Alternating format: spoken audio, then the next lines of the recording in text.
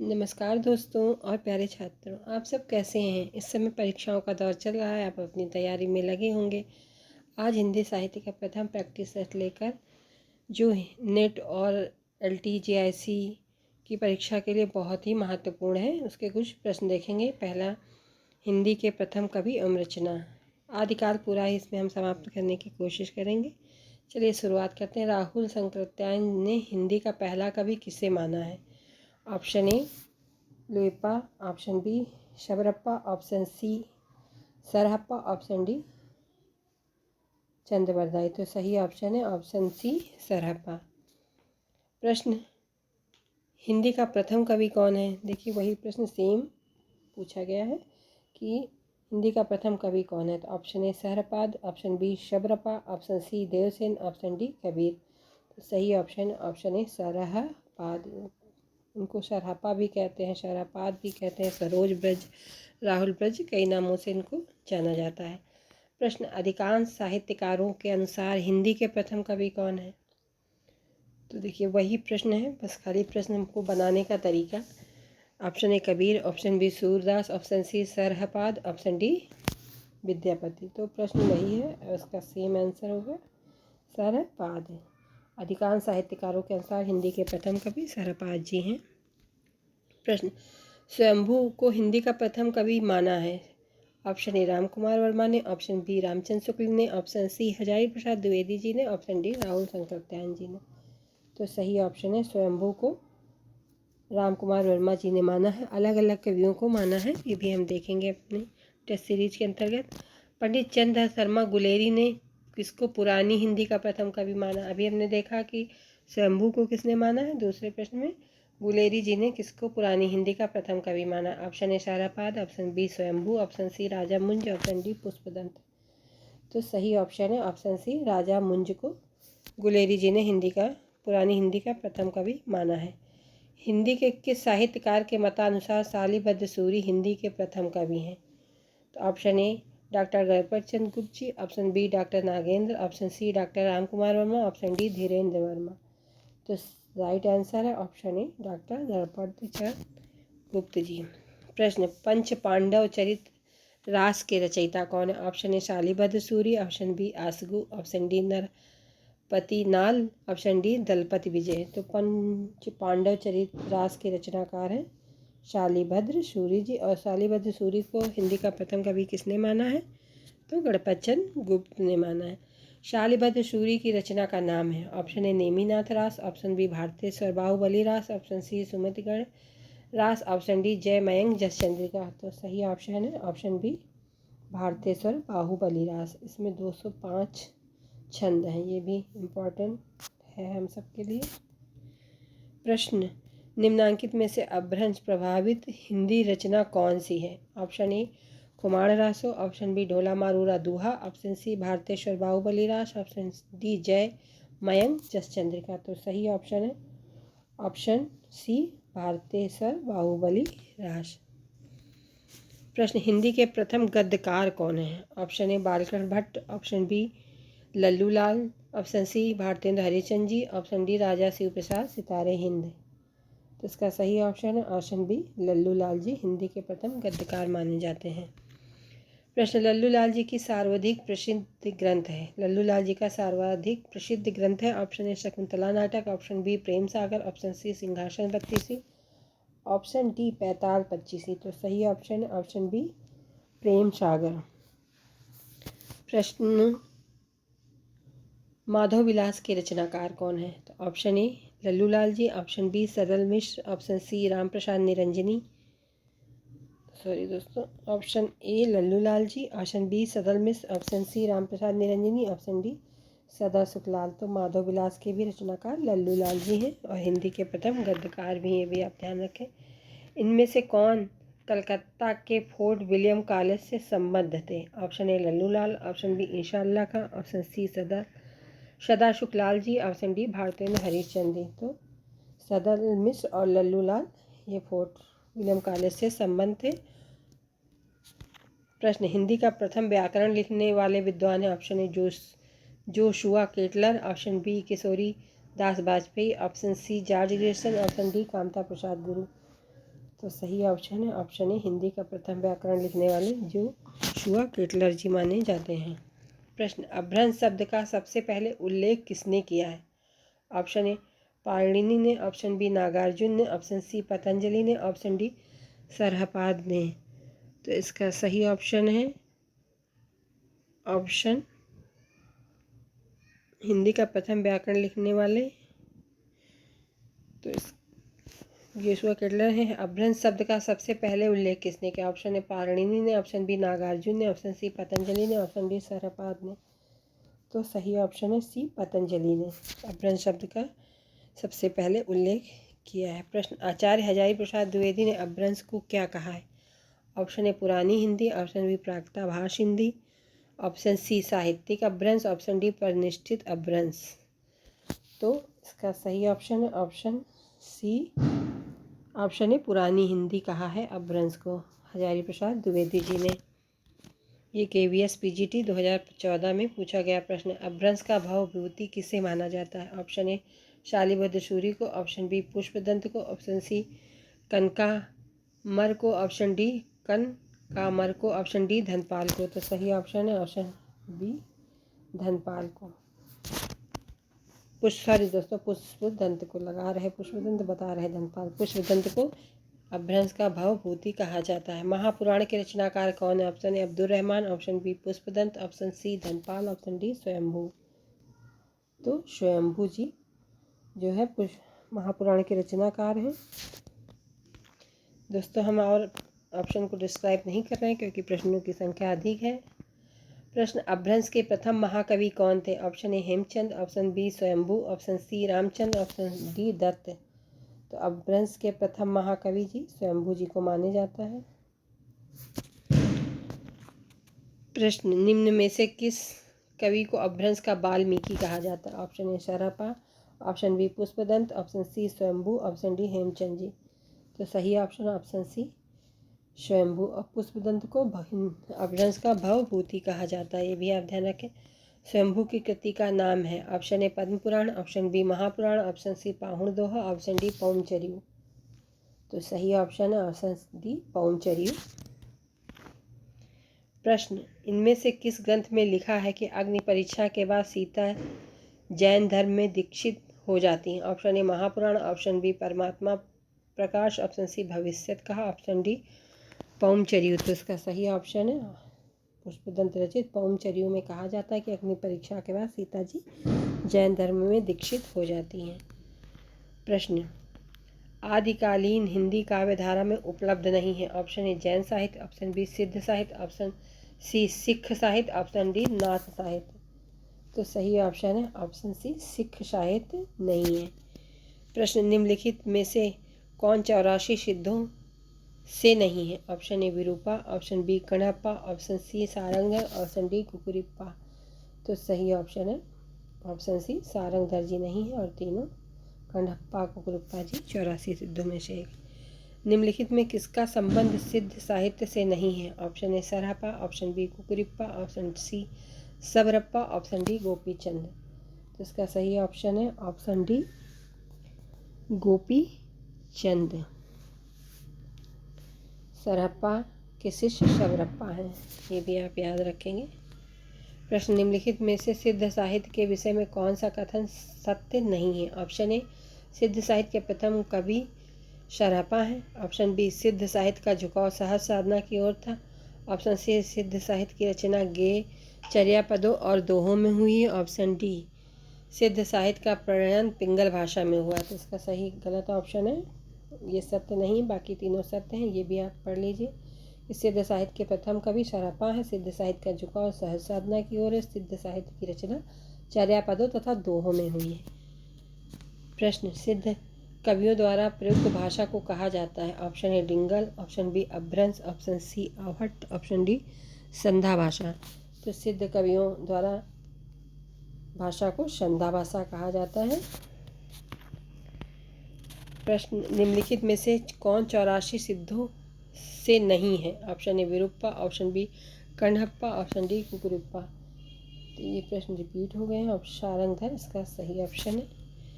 प्रश्न, निम्नलिखित में से किसका संबंध सिद्ध साहित्य से नहीं है? तो ये प्रश्न अभी भी हम कर चुके हैं, तो गोपी चंद जी नहीं है। प्रश्न निम्नलिखित में से सिद्ध साहित्य के विषय में कौन सा कथन सत्य नहीं है? तो ये प्रश्न भी हम पढ़ चुके हैं, दोबारा ये PDF रिपीट हो गई। सिद्ध साहित्य का प्रयोग पिंगल भाषा में नहीं, संध्या भाषा में हुआ है। सिद्ध कवियों द्वारा प्रयुक्त भाषा को कहा जाता है, तो संध्या भाषा का। अभी पढ़ा और तुरंत ही हमने 5-6 प्रश्नों का रिवीजन भी कर लिया।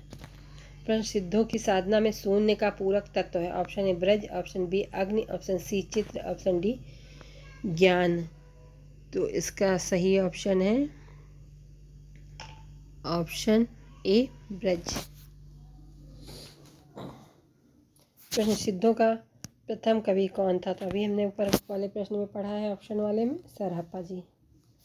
सरहप्पा का संबंध निम्न में से किस साहित्य के साथ? ऑप्शन ए सिद्ध साहित्य, ऑप्शन बी रासो साहित्य, ऑप्शन सी नाथ साहित्य, ऑप्शन डी जैन साहित्य। तो सही ऑप्शन है सिद्ध साहित्य। प्रश्न नाथ पंथ के प्रणेता कौन थे?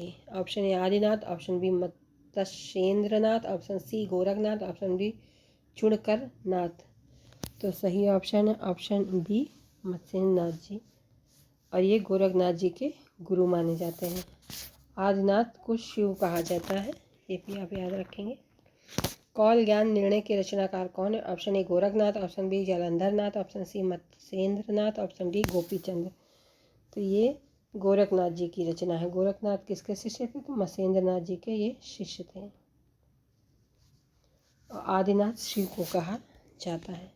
प्रश्न नाथ संप्रदाय के प्रवर्तक इनमें कौन थे? Option A Gorakhnath, option B Mahanath, option C Chaptanath, option D Neminath. तो सही ऑप्शन है ऑप्शन ए गोरखनाथ जी को नाथ संप्रदाय का प्रवर्तक माना जाता है।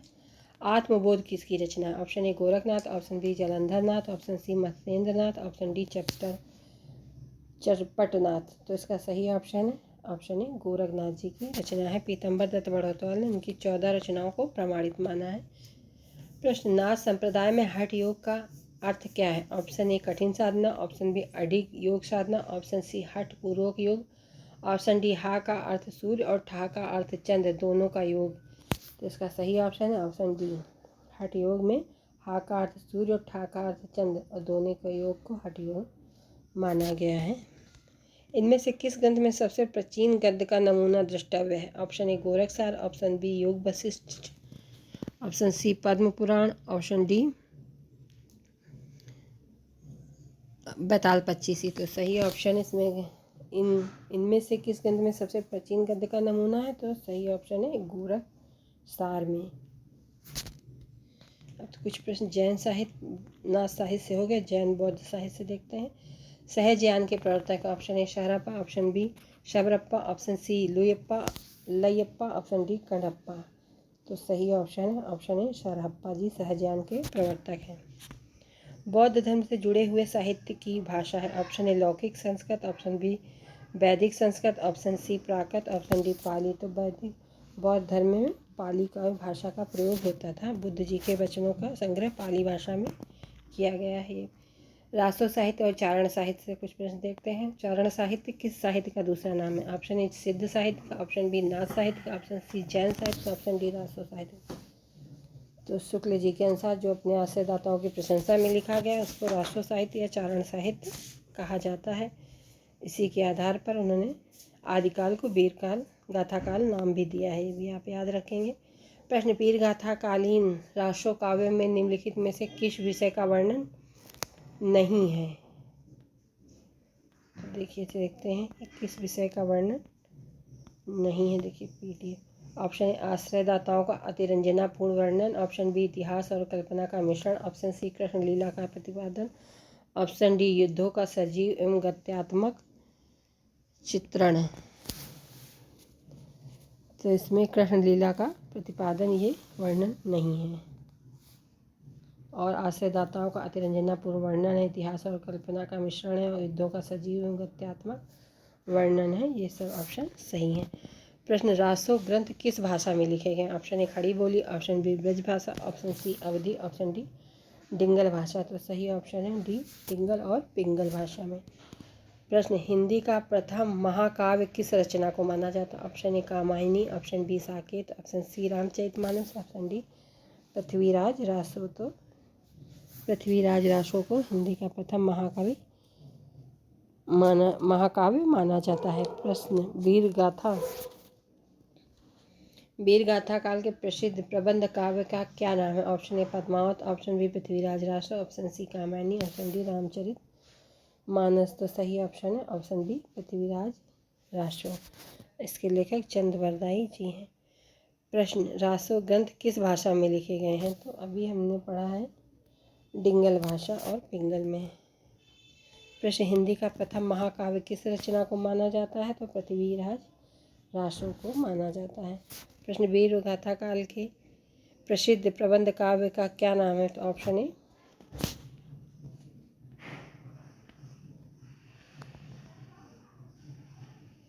पृथ्वीराज रासो। वीर गाथा काल के प्रसिद्ध प्रबंध काव्य का नाम पृथ्वीराज रासो। प्रश्न, पृथ्वीराज किसके प्रति अनुरक्त था? Option A Padmini, option B Kamalni, option C Sanyogita, option D Chandrika. तो सही ऑप्शन है ऑप्शन सी संयोगिता की। प्रश्न, पृथ्वीराज रासो के कवि कौन है? Option A Vishaldev, option B Chandbardai, option C Jaishankar Prasad, option D Jayasi. तो अभी हमने बताया है इसके उत्तर चंद्रवरदाई जी। देखिए ये प्रश्न कितनी बार रिपीट हुआ, इसलिए हमें परीक्षा से पहले पुराने PYQ प्रश्न जरूर हल करने चाहिए। प्रश्न, चंद्रवरदाई किसके दरबारी कवि थे? ऑप्शन ए महाराजा हमीर के, ऑप्शन बी महाराजा विशलदेव के, ऑप्शन सी महाराणा प्रताप के, ऑप्शन डी महाराजा पृथ्वीराज चौहान के। तो सही ऑप्शन है महाराजा पृथ्वीराज चौहान जी के। प्रश्न, कवि जगनी की रचना का नाम है? Option A Kumar Raso, option B Mrigavati, option C Alhakhand, option D Padmavati. तो सही ऑप्शन है ऑप्शन सी आलाखंड। आलाखंड का एक अलग नाम भी है, उसका नाम है परमाल रासो। उत्तर प्रदेश में आलाखंड के नाम से कौन सा काव्य जाना जाता है? आलाखंड के नाम से कौन सा काव्य प्रचलित है? तो ऑप्शन ए चंद्रवरदाई का पृथ्वीराज रासो, ऑप्शन बी नरपत नाल का विशलदेव रासो, ऑप्शन सी जगनिक का परमाल रासो, ऑप्शन डी दलपत विजय का कुमार रासो। तो सही ऑप्शन है जगनिक जी का परमाल रासो। इसका एक अन्य नाम आलाखंड भी है, ये भी आप याद रखेंगे। प्रश्न, परमाल रासो काव्य कृति के कवि का नाम है? Option A Nalla Singh Bhatt, option B Jagnik, option C Hemchand, option D Sarangdhar. तो सही ऑप्शन ऑप्शन बी जगनिक। प्रश्न, आल्हा और उदल के चरित्र को वीर गीतात्मक काव्य के रूप में रचने वाले कवि हैं? Option A Bhatt Kedar, option B Shridhar, option C Jagnik, option D Chandvardai. देखिए सेम प्रश्न बार रिपीट हो रहा है, फिर तरीका अलग अलग। प्रश्न, आल्हा और उदल नामक दो वीर सरदारों की वीरतापूर्वक लड़ाइयों का वर्णन मिलता है? ऑप्शन ए परमाल रासो में, ऑप्शन बी पृथ्वीराज रासो में, option C Kumar Raso, option D Hamir Raso में। तो सही ऑप्शन है ऑप्शन है परमाल रासो में। इसके लेखक जगनिक है, उसका अन्य नाम आलाखंड भी है। देखिए पंक्तियाँ पूछ रहे हैं, 12 बरिस लय कुकुर जिए और 13 लय जिए सियार, 12 बरिस लय कुकुर जिए और 13 लय जिए सियार, बरस 18 छतरी जिए आगे जीवन को धिक्कार। किस विधा की रचना? ऑप्शन ए सोहर, ऑप्शन बी कजली, ऑप्शन सी बिरहा, ऑप्शन डी आला। तो ये आलाखंड की पंक्तियाँ हैं परमाल रासो जी, परमाल रासो से। इसके रचयिता जगनिक जी हैं।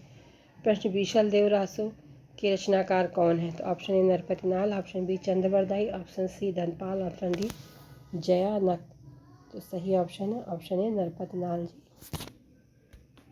प्रश्न, विशलदेव रासो में किस शैली का प्रयोग किया गया? ऑप्शन ए श्रृंगारिक, ऑप्शन बी आख्यान, ऑप्शन सी गे, ऑप्शन डी प्रबंध है। तो इसका सही ऑप्शन है ऑप्शन सी गे। ये गे शैली में लिखा गया, उसमें श्रृंगारिक कविताएं हैं। प्रश्न, निम्नलिखित रासो ग्रंथों में कौन सा एक प्रेम काव्य या श्रृंगार काव्य है? तो option A Vishaldev Raso, option B Parmal Raso, option C Prithviraj Raso, option D Jaymayank Jas Chandrika. तो सही ऑप्शन अभी हमने ऊपर आपको बताया विशलदेव रासो। इसके रचयिता नरपत नाल जी हैं। प्रश्न, निम्नलिखित में से किस रासो काव्य का मूल वर्ण विषय वीर रसना होकर श्रृंगार है? देखिए वही प्रश्न है same. Option A Kumar Raso, option B Prithviraj Raso, option C Vishaldev Raso, option D Parmal Raso. तो सही option option C Vishaldev Raso. इसके रचयिता नरपत नाल जी हैं। प्रश्न, राजमती से रूठ कर विशल देव कहाँ गया था? Option A Karnataka, option B Orissa, option C Tamil Nadu, option D Andhra Pradesh. तो सही ऑप्शन है ऑप्शन बी, उड़ीसा गया था।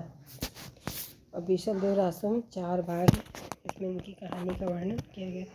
प्रश्न, कुमार रासो के रचयिता कौन है? Option A Dalpat Vijay, option B Jagnik, option C Chandbardai, option D Vidyapati. तो सही ऑप्शन है ऑप्शन ए दलपत विजय।